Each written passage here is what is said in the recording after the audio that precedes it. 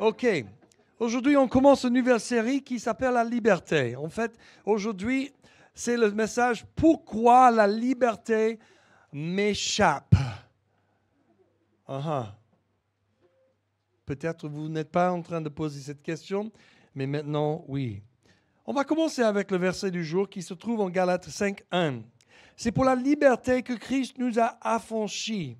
Tenez donc ferme dans cette liberté et ne vous placez pas de nouveau sous la contrainte d'un esclavage. Quel verset! On a été libérés, mais nous avons la liberté de retourner en esclavage. Tu sais qu'Albert Einstein, il avait une citation très connue à l'époque. Il a dit « Je me sens, c'était juste avant qu'il est mort, je me sens comme un homme enchaîné. J'ai un aperçu de la réalité, puis elle s'enfuit. Si seulement je pouvais me libérer des chaînes de ma petitesse intellectuelle, alors je pourrais comprendre l'univers dans lequel je vis. » D'abord, peut-être le plus intelligent, homme le plus intelligent des dernières quelques centaines d'années, il est en train de dire que ma petitesse intellectuelle, déjà, c'est humble. Et ça, c'est quelque chose, quand tu regardes toutes les citations d'Einstein, tu vois que c'était un homme humble. Le plus il était intelligent, le plus il a su qu'il ne connaissait rien. Et en fait, quand tu trouves quelqu'un qui est vraiment intelligent, normalement, tu trouves quelqu'un de très humble comme lui. Mais si tu vois quelqu'un qui est en train de marcher très arrogant, tu vois quelqu'un qui n'est vraiment pas trop intelligent. Oh. C'est pas ça. C'est pas ça. Oh Jésus, aide-moi. Nous lisons des articles sur la liberté, nous rêvons de liberté, nous nous réjouissons de la notion de liberté, nous enseignons, nous défendons et nous espérons la liberté, mais qu'entendons-nous par liberté? Quelle est la définition? Pourquoi on veut la liberté? On voit les gens dans les rues en train de manifester. On voit les gens dans les autres pays qui font les guerres. On voit toutes sortes de personnes et ils crient « Liberté, liberté, liberté !» Mais qu'est-ce qu'on entend? La liberté signifie beaucoup de choses pour beaucoup de gens. Sur le plan politique, nous pouvons considérer la liberté comme la possibilité de voter pour des idées, des personnes ou des partis particuliers qui représentent le mieux nos opinions. La notion de liberté d'expression qui permet à chacun d'exprimer son opinion ou son point de vue est étroitement liée à cette notion aussi. D'autres conçoivent la liberté dans un contexte économique où les gens cherchent à se libérer de leur dette financière, de leur crédit en cours et de leur emprunt encombrant. Mais à quoi ressemble la véritable liberté? Est-ce qu'elle ressemble à un bulletin de vote ou à une personne qui sort de prison? Est-elle perçue comme la possibilité d'acheter tout ce qu'on l'en veut ou comme le fait de ne rien devoir à personne? Bien sûr, il est essentiel de définir ce que signifie la liberté pour savoir ce que nous recherchons et ce que nous espérons atteindre. Est-ce que vous savez qu'il y a deux côtés de la pièce ou de la médaille de la liberté? Il y a la côté que je veux être libéré de quelque chose sur une côté, mais l'autre côté, je veux être libéré pour être quelqu'un ou pour faire des bonnes choses. Deux côtés de le même principe. Notre vie n'est pas comme un film. Elle ne s'arrête pas avec juste la liberté. Il y a toujours un « et après ». Le film a fini, mais la vie continue. Qu'est-ce qu'on fait dès qu'on est libéré? Parce que ce qu'on fait après la liberté va définir si on va retourner dans l'esclavage ou pas. Allô? On a fait une série sur les habitudes les dernières quelques semaines. Et on a commencé, comment commencer une nouvelle habitude, comment arrêter une mauvaise habitude, comment faire des choses. Et moi, j'ai essayé dans ces 3 messages de donner les conseils pratiques selon les sciences sociales et tout ce qu'on a appris dans la psychologie. Et surtout, basé sur la Bible, comment marcher selon les voies du Seigneur. Mais c'est que de bons conseils si on ne met pas en pratique ces choses. Parfois, on lutte avec des addictions, avec les péchés, avec les habitudes, les choses qui traînent. Et la question est, est-ce que Jésus veut qu'on soit libéré de ces choses ou pas? Et si oui, comment? Déjà, j'ai donné quelques conseils, mais c'est important de commencer à réfléchir. Si je serais libéré de X, Y ou Z, qu'est-ce qui va arriver après ça? Par exemple, disons que nous sommes très endettés. Nous prenons conscience de notre situation désespérée et commençons à travailler stratégiquement pour sortir de l'esclavage financier. Cela peut prendre des mois, des années, peut-être des décennies. Mais nous espérons finalement équilibrer notre budget et passer du rouge au noir. Mais même si nous atteignons notre objectif et que nous parvenons à la liberté financière, en particulier l'absence de dettes, avons-nous acquis une véritable liberté? En d'autres termes, le fait de ne pas avoir de dettes financières signifie-t-il nécessairement que nous avons atteint la liberté financière? Pas vraiment. En effet, notre cœur qui nous a poussés à nous endetter reste inchangé. Et voici le problème. C'est que notre cœur, s'il ne change pas, même si on ajoute des bonnes habitudes et on enlève les mauvaises habitudes, ça ne va rien changer globalement.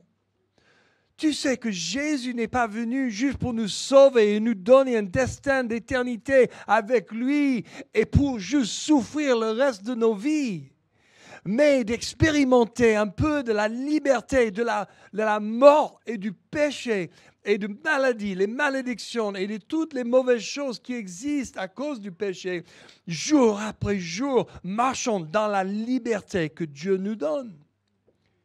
Mais ça ne se passe pas juste parce qu'on commence une nouvelle habitude, mais parce qu'on demande que le Seigneur change nos cœurs.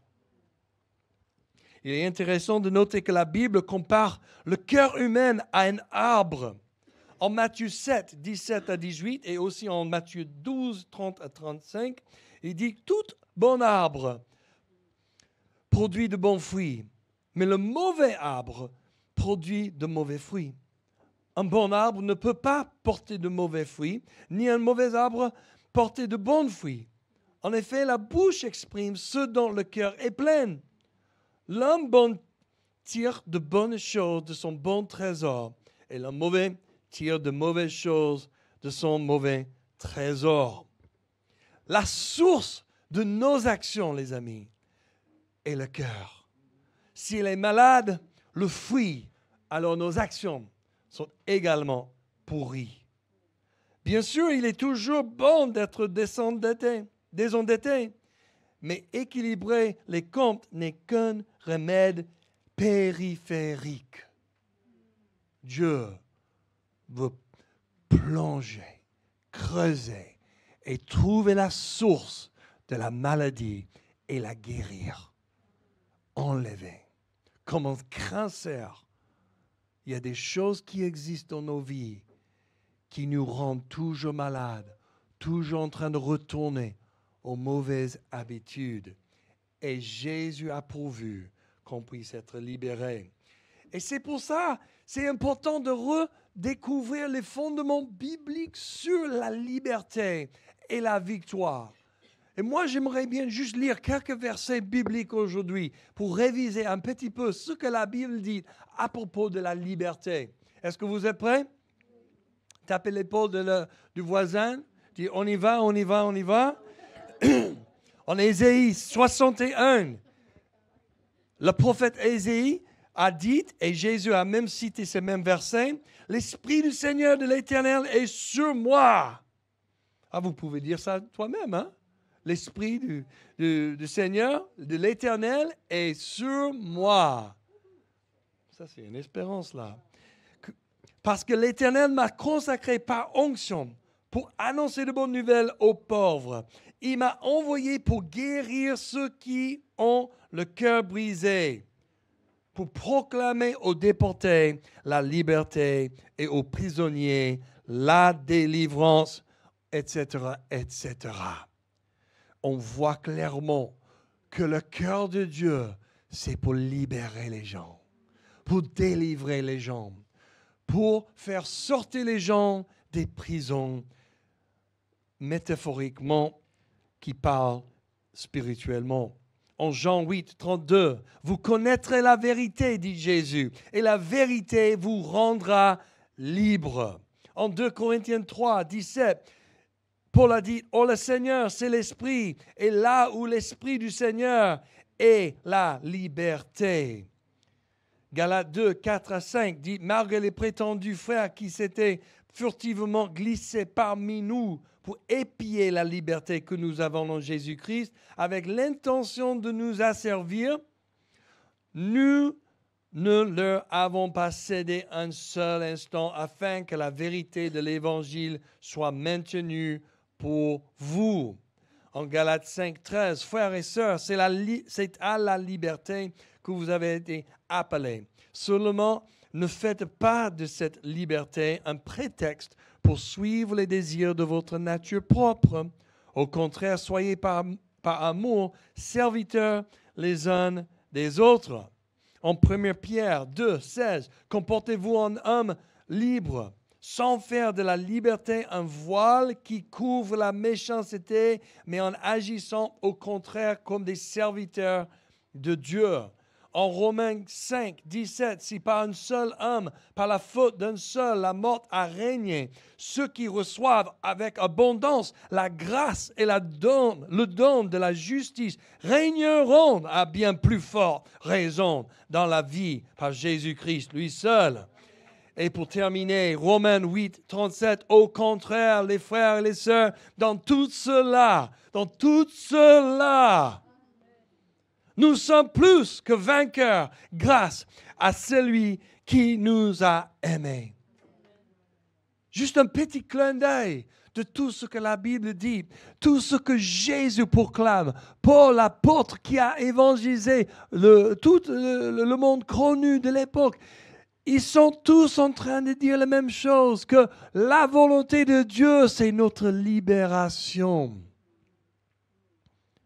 Pas de ce monde. La seule liberté de ce monde on va avoir, ça vient avec la mort. Christy et moi, on a parlé de ça hier soir. Quand est-ce qu'on sera vraiment libéré complètement? Quand on meurt. C'est le seul moment où on est complètement libéré. Mais ça ne stoppe, ça n'arrête pas la fonction de Dieu de nous libérer de plus en plus chaque jour. Chaque jour, on rentre dans notre relation, dans l'intimité avec le Seigneur. Et on tire sur sa grâce et on rentre dans les pas de Jésus. Et on commence à marcher avec Jésus. On peut être de plus en plus libéré de tout mensonge, de toute addiction, de toute mauvaise habitude qui existe dans nos vies, personnellement, mais aussi dans la société. Vous voyez que quand les chrétiens, les disciples de Jésus commencent à marcher dans ses voies et expérimentent la liberté et la victoire que Jésus a vaincue sur la croix, ils rentrent dans une relation d'amour avec l'un l'autre. Le monde commence à tourner la tête et dit « Qu'est-ce qu'ils font là-bas ?» Et il veut ce qu'on a. Et cette unité, et cette victoire, et cette liberté qu'on porte, ce n'est pas une liberté sans contrainte. Ce n'est pas une liberté. Enfin, je suis libéré de toute loi. Je peux conduire comme je veux dans les rues maintenant. Oh, s'il te plaît, ne fais pas ça. Ça, ce n'est pas une définition de liberté. De ne pas avoir les lois et le bon ordre. En plus, Dieu, quand il a créé le monde, il nous a donné certaines lois de physique, comme la gravité. Tu ne veux pas être libéré de la loi de gravité. Tu vois le problème avec les gens qui veulent plus de loi, plus de police, plus de règles. Ça ne va jamais aller. Si tu penses qu'il y a une oppression maintenant, tu enlèves, les lois de civilité, et tu vas voir une oppression bien pire que jamais. Sauf que la grâce de Dieu vient. Alors, la lecture de ces simples écritures nous montre que la volonté de Jésus est notre liberté. Et la mort sur la croix par Jésus la garantit. Alors pourquoi tout se remue-ménage? Certains prêchent un autre évangile et dans ces 3 passages de Galates, on voit un problème. Ils ont utilisé le mot évangile ou prêcher, évangile, 13 fois dans 2 chapitres. Pourquoi Paul a été obligé de parler de l'évangile et le prêche 13 fois? Parce qu'il y avait un problème. Paul, c'est la première personne qui est arrivée sur la scène en Galatie. Il a prêché l'évangile pur. Repentez-vous, crois en Jésus-Christ, sois sauvés. C'est simple comme message. Crois en Jésus, repentez-vous du péché et sois sauvés. Comme Abraham a cru en Dieu, a été justifié devant Dieu, quand on croit en Jésus-Christ, on est justifié et sauvé. Mais après, Paul a prêché, il a évangélisé, il a fait des disciples, et après quelques années, il est parti pour commencer notre église. Mais après, il est parti, il y a des autres personnes qui ont tordu le message de Jésus-Christ. Et ils ont dit, oui, repentez-vous du péché, oui, croyez en Jésus, mais ils ont ajouté quelques trucs à l'évangile. Il faut aussi être circoncisé. Et tous les hommes disent, ah non, non, non, non, non, non. Et aussi quelques petites lois ils ont ajoutées. Et ils commencent à dire, ah ok, pour le salut et pour vivre pour Jésus, il ne faut pas juste se repentir et croire, mais aussi commence à circonciser tous les hommes et aussi commence à faire des petites lois ici. Il faut retourner à la loi juive. Et quand je dis loi juive, on parle de plus que 300 lois qui se trouvent dans le Torah, pas juste les 10 commandements, parce que les 10 commandements, ça reste des bonnes lois pour l'éternité. Mais tous les petits trucs qu'ils ont ajoutés dedans, ils sont en train de retourner vers ça. Et Paul est en train de dire des choses très fortes. Est-ce que vous avez vu ce qu'il a dit en Galates 3, 1 à 3? Galates, pas les Galettes, peut-être c'est un petit nom pour eux, les Galettes, mais bon. Galates sans intelligence. Marseillais sans intelligence. T'imagines si j'arrive sur le pupitre un dimanche matin, je dis « Hé, vous, les bêtes! Hé, stupido, qu'est-ce que vous faites là ?» Paul est obligé de les secouer. Dans le grec, il parle de la sorcellerie. Qui vous a fait de la sorcellerie sur vous pour manipuler votre manière de penser selon l'évangile, le message qui est plus important que tout autre message qu'on prêche, c'est l'évangile. On peut parler de l'amour, on peut parler de justice, on peut parler de beaucoup de messages qui se trouvent dans la Bible. Mais si on se trompe sur l'évangile de Jésus-Christ, tout le reste ne compte pour rien. Et Paul est en train de dire, « Hé oh !» donner une grande claque. Il dit, « Vous sans intelligence, qui vous a fasciné pour que vous n'obéissiez pas plus à la vérité, vous, aux yeux de qui Jésus a été décrit comme crucifié. Voici seulement ce que je veux apprendre de vous. Est-ce en pratiquant les œuvres de la loi que vous avez reçu l'Esprit ou en écoutant l'Évangile avec foi? Manquez-vous à ce point de bon sens? Après avoir commencé par l'esprit, voulez-vous maintenant finir par vos propres forces? C'est intéressant. Ça nous montre en fait la tentation de l'homme, ce qui est en nous.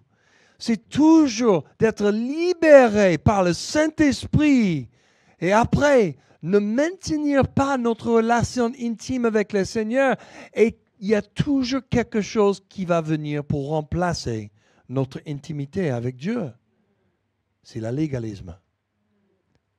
On veut juste faire X, Y et Z et pas faire A, B, C et c'est bon. Je suis allé au culte de dimanche, j'ai fait mon truc, j'ai fait A. J'ai fait une petite prière le mardi. Alléluia. Je suis bon maintenant, n'est-ce pas? Ça suffit? Je suis justifié?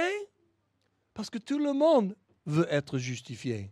Tout le monde veut savoir qu'ils sont bons, mais on ne va jamais arriver en suivant les œuvres de nous-mêmes, même religieux. De même qu'il ne faut pas, juste ajouter des lois ou des petites choses sur l'Évangile, mais aussi il ne faut pas omettre. Non. Omettre ni minimiser l'Évangile, parce que tout péché, malédiction, maladie viennent du diable. C'est-à-dire, il y a des Galates qui sont soumis à cet autre esprit qui veut ajouter des choses à l'Évangile, mais il y a un autre ennemi qui essaie de tirer des choses de l'Évangile. C'est quoi qui vient avec l'Évangile? Quelles sont les choses que Jésus a achetées, rachetées, pris, gagné à la croix? Est-ce qu'il a gagné que notre salut pour l'éternité, ou est-ce qu'il a aussi gagné la victoire sur la guérison, la restauration et la réconciliation? Oui.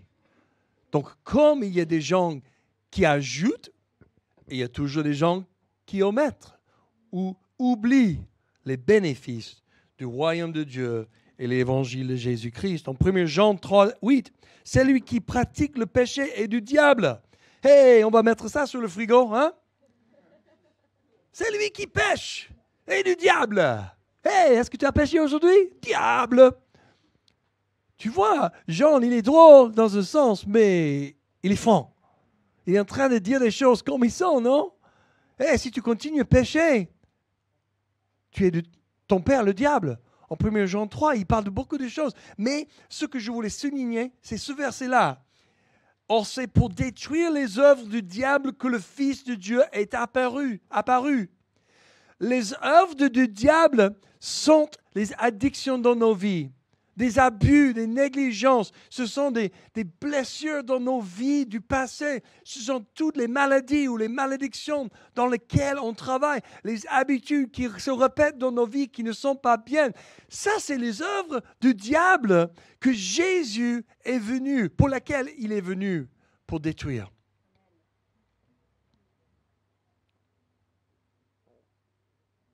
Pourquoi Jésus est venu? Pour détruire les œuvres du diable. Le péché, les addictions, toutes les choses que l'ennemi a fait dans ta vie. Fais confiance que Jésus a déjà dans l'esprit tout détruit, tout réconcilié, tout restauré. C'est dans la crucifixion et la résurrection de Jésus-Christ qui se trouve toute notre liberté, victoire et guérison. Si nous disons que nous pouvons être sauvés, mais pas délivrés, guéris, restaurés et réconciliés, alors nous minimisons l'Évangile, parce que tout péché, malédiction, maladie vient du diable. Notre libération du péché, de la dépendance, de la colère, de la convoitise et de tout autre esclavage commence lorsque nous croyons à l'intégralité de l'Évangile. C'est le point de commencement. Il faut que tu crois un Jésus qui n'a pas juste nous racheté de l'enfer pour l'éternité, mais aussi notre guérison, etc. Alors, le problème pour la plupart des gens, pourquoi ils n'expérimentent pas la guérison ou le coupage de l'addiction dans leur vie, ce n'est pas toujours la source, mais je vais vous donner un petit clin d'œil. Dans la série, on va explorer le jeûne et la prière. La semaine prochaine, il y a Théa qui va prêcher et nous enseigner sur les armes pour combattre les addictions et les mauvais péchés qui continuent dans nos vies. Elle va nous donner un enseignement sur ça. La semaine après ça, je vais enseigner sur la guérison intérieure et la délivrance pour rentrer de plus en plus dans les choses de Dieu et la victoire de Jésus. Et la 4e semaine, je vais prêcher sur la foi qui vaincre ce monde et de toutes ces choses. Donc, ça sera une série très pertinente pour votre vie. Le but, c'est qu'on commence à vraiment croître en Jésus-Christ. On commence à voir les victoires de plus en plus dans nos vies. Oui, on voit des victoires de temps en temps, mais nous avons besoin de rentrer dans la plénitude de la victoire de Jésus-Christ. Oui ou non? Oui? Peut-être seulement sur les mercredis. Merci, Matt. Parce qu'il y a école juste une moitié journée là. Alors, c'est quoi ce fondement qui est le plus difficile à capter pour les chrétiens? C'est quoi la chose qui leur bloque à vraiment rentrer dans la victoire? Souvent, pour moi, ce que je vois, c'est le fondement de la seigneurie de Jésus-Christ. Parce que tout le monde veut appeler un sauveur, mais personne ne veut appeler un seigneur. Dans les temps romains, il y avait toujours les soldats qui marchaient dans les rues et quand ils se croisaient avec un autre soldat, ils disaient « Je vous salue, César et Seigneur ». C'est-à-dire que César était le chef. Tout ce qu'il dit, il faut qu'on obéisse. Mais quand les chrétiens arrivent sur la scène et les gens commencent à donner leur vie à Jésus, ils croisent les Romains et les Romains disent « Je vous salue, César est Seigneur ». Et les chrétiens commencent à dire « Je vous salue, Jésus est Seigneur ». Pas seulement une trahison dans une certaine mentalité, mais certainement une déclaration que Jésus a le dernier mot sur toutes choses dans ma vie. Et tu sais ce qui arrive souvent dans les vies des chrétiens, ils aiment bien le fait qu'ils pensent qu'ils sont sauvés de l'enfer, sauvés, pardonnés de leurs péchés. Oui, et maintenant je vais vivre ma vie. Mais ils ne sont pas soumis à la seigneurie de Jésus-Christ. Et c'est ça le problème. Regardez, où est la zone où tu souffres le plus? Tu as une addiction? Tu as une mauvaise pensée qui continue à être hurlée dans tes oreilles. Il y a des accusations toujours contre les frères et les sœurs qui continuent. C'est quoi le truc qui t'embête le plus dans ta vie? La question est, qui est vraiment le Seigneur de ce domaine? Parce que c'est toujours toi qui dis, moi je veux faire ça. C'est toi le Seigneur de ce domaine de ta vie. C'est possible de donner nos vies à Jésus, être sauvé, recevoir le Saint-Esprit et en certains domaines, toujours garder le contrôle. Et c'est ça dont on parle, non? La Seigneurie, c'est le contrôle. C'est qui conduit la voiture chez toi dans ce domaine? Est-ce qu'on doit parler un peu plus pratiquement? Qui est le chef? Vraiment. Aujourd'hui, je pense que Dieu veut vraiment cibler les addictions et des choses vraiment qui continuent dans nos vies, qui nous amènent vers là-bas. Et Dieu est en train de souligner des choses. Et il est en train de donner une réponse tout de suite. Si tu veux la victoire, commence avec ce petit pas. Tu te repentis d'être le Seigneur de ce domaine. Et tu lâches. Et tu dis, Jésus, viens, sois le Seigneur de ce domaine ainsi que tous les autres domaines de ma vie. Parce que quand Jésus est le Seigneur du domaine de nos vies, il va nous amener vers la victoire et pas vers le péché. Mais si tu gardes le contrôle, on ne sait pas trop avec toi. Non, on sait. OK, on n'est pas dessus. Tu vas nous amener dans les tranchées, tout de suite. Oh, qu'est-ce qui m'est arrivé? Même chose que la semaine dernière. Donc, c'est un moment de prendre sérieusement et dire, Jésus, je veux me repentir d'avoir conduit ce domaine de ma vie. Et je veux que tu conduis ce domaine et tous les domaines de ma vie. En Luc 9, 23 à 26, on a une super bonne explication de la seigneurie de Jésus. Et puis, il dit à tous, c'est Jésus qui parle, si quelqu'un veut être mon disciple, qu'il renonce à lui-même, qu'il se charge chaque jour de sa croix et qu'il me suive, car celui qui voudra sauver sa vie la perdra. Mais celui qui la perdra à cause de moi la sauvera. Que sert-il à un homme de gagner le monde entier s'il se perd ou se détruit lui-même? En effet, celui qui aura honte de moi et de mes paroles, le Fils de l'homme aura honte de lui quand il viendra dans sa gloire et dans celle du Père et des saints anges. Dieu va retourner.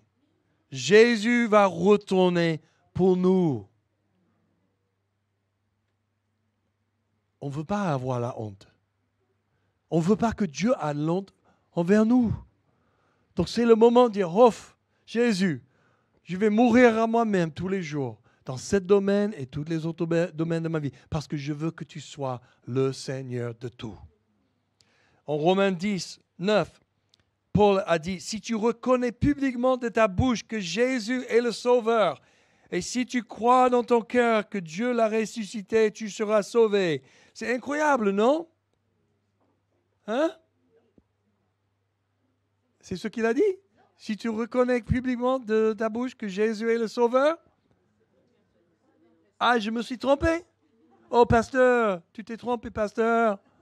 Je ne sais pas lire. Qu'est-ce qu'il dit? Seigneur.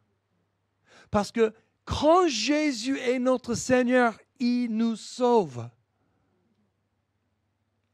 Seigneur est qui il est. Sauver, c'est ce qu'il fait. Pour recevoir tous les bénéfices et l'action de Jésus dans nos vies, il faut l'accepter pour qui il est, pas pour ce qu'il peut faire pour toi. Mais le bénéfice, c'est qu'on reçoit qui il est, on reçoit la totalité de ce qu'il fait. Amen. Et juste pour souligner le point, en Acte 2, 38, Pierre est en train de prêcher le premier sermon après ils ont été baptisés du Saint-Esprit. Le premier sermon qui a démarré l'Église de Jésus-Christ.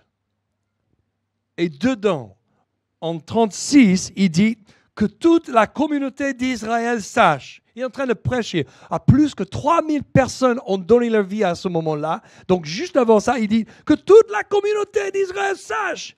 Donc, avec certitude que Dieu fait Seigneur et Messie, ce Jésus que vous avez crucifié. Il n'a pas dit Sauveur.